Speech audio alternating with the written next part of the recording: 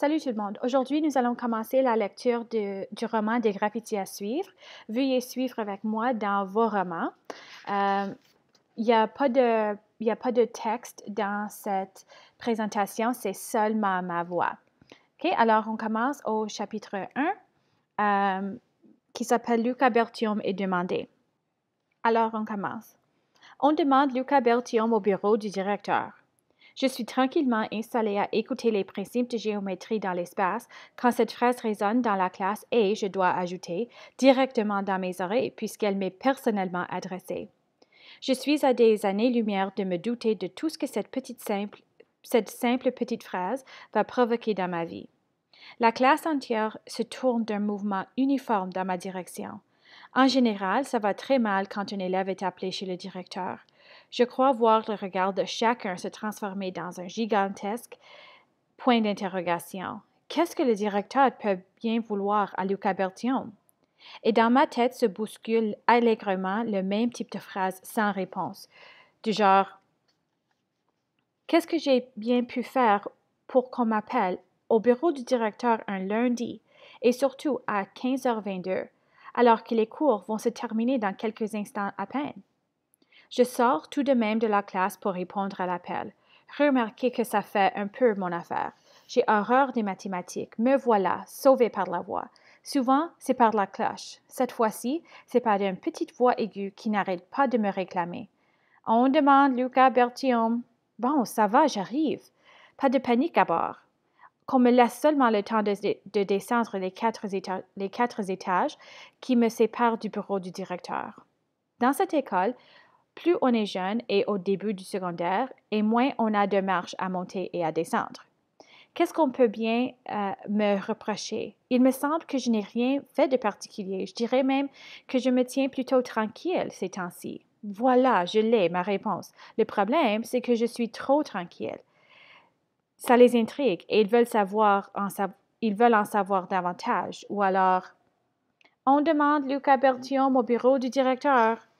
Il ne pourrait pas mettre un sourdine à l'interphone. Tout le monde va être au courant de mon expédition chez le directeur. Et j'aimerais bien que la dame à la voix pointue m'appelle comme il faut. On demande Luca Bertium. C'est Luca que je m'appelle. C'est écrit L-U, mais ça se prononce L-O-U, Lou. Et normalement, on devrait prononcer le S dans Cas, Lucas. Je sais, comme prénom, j'ai eu le gros lot, mais j'ai fini par m'y habituer. Remarquez, j'ai déjà vu pire. Fleur de soleil, lune, colline, Marie-Octobre, Jean-Philippe Antoine, sans compter les doubles noms de famille qui s'ajoutent aux prénoms composés. Dans quelques années, les historiens vont se demander ce qui a pu se passer à la fin de ce siècle pour que tout le monde se prénomme de façon si compliquée. Mon meilleur ami s'appelle, tenez-vous bien, Paul Emmanuel Dubois Taillefer. Faut le faire. Nous, on a coupé au plus court et on l'appelle Bobby. Je sais, ça n'a rien à voir avec son vrai prénom, mais ça nous facilite drôlement la vie. Nos parents ne se sont pas cruellement creusé la tête pour nos prénoms. Ils voulaient être sûrs qu'on ne passe pas inaperçu. Dans mon cas, c'est réussi. On m'a seulement épargné de côté du nom de famille. Ils ont dû penser que Luca, c'était déjà un trouvaille.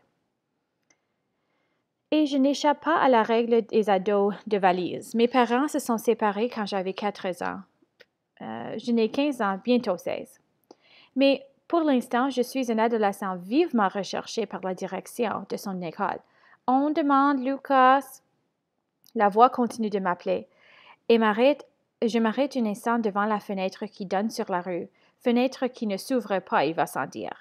Vérifiez celle de votre école, je suis convaincue que c'est la même chose. C'est fermé à double tour toute l'année, même quand on crève dehors. C'est pour réduire les pertes d'énergie à ce qu'il paraît. Mais je soupçonne l'école de vouloir conserver, en plus de la chaleur, l'attention des élèves pendant les périodes de cours. C'est plus difficile de rêver et de s'envoler par une fenêtre fermée hermétiquement. Je regarde donc par la fenêtre. Il fait beau. L'arbre est enfin plein de feuilles neuves. J'ai comme une malaise et je ne sais pas pourquoi. On dirait qu'il manque une pièce importante dans le paysage. Je constate pourtant que tout a l'air en place. Les voitures qui se passent, les mères avec les poussettes, la routine habituelle à cette heure. Mais il y a quelque chose qui m'échappe. Je n'ai pas le temps de continuer mon raisonnement que le surveillant d'étage me pointe du doigt. Bertium, qu'est-ce que vous faites à traîner dans les corridors? Un, je ne traîne pas. Et deux, une fois de plus, me voilà sauvé par la voix. On demande Luca Bertium. Deux, c'est moi. De l'index, je pointe l'interphone et ensuite je me pointe, moi. Résultat, il me laisse passer. Je pousse la porte du secrétariat de la direction et là, je me trouve nez à nez avec la voix. Et je suis en face d'une souris. Pas une souris d'ordinateur, là. Non, non, non. Une vraie souris. Un animal. Cette fille a le nez pointu, des dents très longues et proéminentes, ainsi qu'une toute petite bouche pincée. Il ne lui manque que les moustaches. Ses cheveux sont tellement tirés en arrière qu'elle en a les yeux en amande, et à cause de cela, on ne voit que ses oreilles pointues. Une souris, je vous dis. Une tête et une voix qui vont bien ensemble, quoi. On demande. Oui, c'est moi, Luca Bertium. Qu'est-ce qui se passe? Qu'est-ce qu'il y a? Qu'est-ce que j'ai fait? Qu'est-ce que vous m'en voulez? J'étais en classe et vous m'avez dérangé. J'espère pour vous que c'est important. Bien sûr, je n'ajoute rien après le oui, c'est moi. Il va s'en dire. J'insiste seulement sur le Luca. Superflu d'ailleurs, puisqu'elle enchaîne tout de suite en grignotant ses mots. Ah, c'est vous. Il y a quelque chose de déçu dans sa voix de souris. Elle s'attendait peut-être à voir arriver Mickey Mouse. Allez savoir avec les filles souris. Puis elle me remet une série de feuilles à remplir en 57 copies, je crois. À remplir le plus rapidement possible et à rapporter au bureau la copie verte pour vos parents, la bleue pour l'infirmière, la jaune pour le secrétariat, la blanche pour... Je ne comprends pas bien la suite de couleurs. Je n'écoute que mon cœur qui fait moins de bruit dans ma poitrine. Ils m'ont fait appeler pour ça, et moi qui croyais la souris poursuit de façon aussi monotone, la grise pour la commission scolaire et en fait la rose pour votre titulaire. Quand je pense que cet appel à l'interphone m'a plongé pendant les 5 dernières minutes dans une angoisse épouvantable. Après ça, les adultes diront qu'on ne fait pas attention à notre santé alors qu'ils jouent au yo-yo avec nos nerfs. La sonnerie de la fin des cours me surprend avec les feuilles toutes couleurs entre les mains. Je n'arrive pas à croire que tout ce que le directeur voulait, c'était que je remplisse des formulaires pour avoir la permission de quitter l'école plus tôt le vendredi car j'ai un cours de saxophone. Je remercie la souris et je file vers l'escalier en m'efforçant d'arriver avant la catastrophe imminente. Trop tard.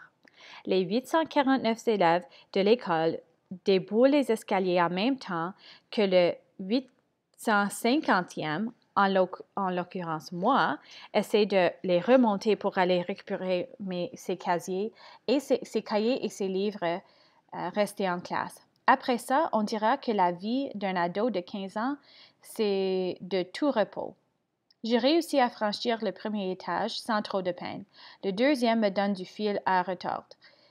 Ne me parlez pas du troisième. Je commence à comprendre le drame des salmons qui remontent les rivières à contre-courant. Et rendu au 4e étage, alors que je m'engage sur le dernier palier, je tombe nez à nez avec elle. Elle, c'est... Je ne sais pas même qui elle est, sauf qu'elle est... Wow! Elle est rousse, rousse, rousse. Des cheveux partout, des yeux, deux sûrement.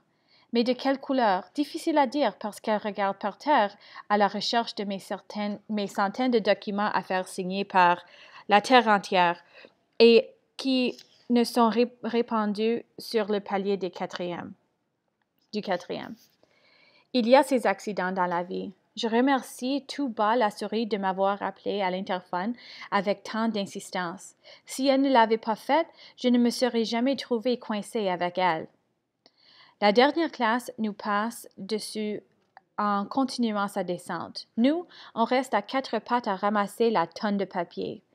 J'essaie désespérément d'adresser la parole à cette fille depuis le début du semestre et maintenant qu'elle est là, tout près de moi, je ne trouve rien à lui dire. Il y a plus de papier par terre, mais elle regarde encore le plancher. Puis elle se lève et me lance. Bye, Luca. Mais avec le loup de Luca et en ajoutant le S à la fin de mon prénom. Et l'instant d'après, elle n'est plus là.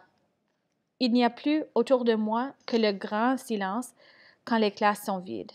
Je me relève avec ma pile à faire signer par. Je rentre à ma classe, je ramasse mes trucs et je rattrape les 4 étages en sens inverse, mais cette fois avec le cœur qui bat fou, qui bat roux. Entrée principale, sortie, trottoir. Et ça, c'est à cet instant seulement que j'ai réalisé que ce qui n'allait pas tout à l'heure quand je regardais par la fenêtre. Ce qui manquait, ce qui manque encore dans le décor, gros chien sale, n'est pas là, à m'attendre sur le trottoir devant l'école, comme c'est toujours le cas depuis qu'il fait partie de ma vie.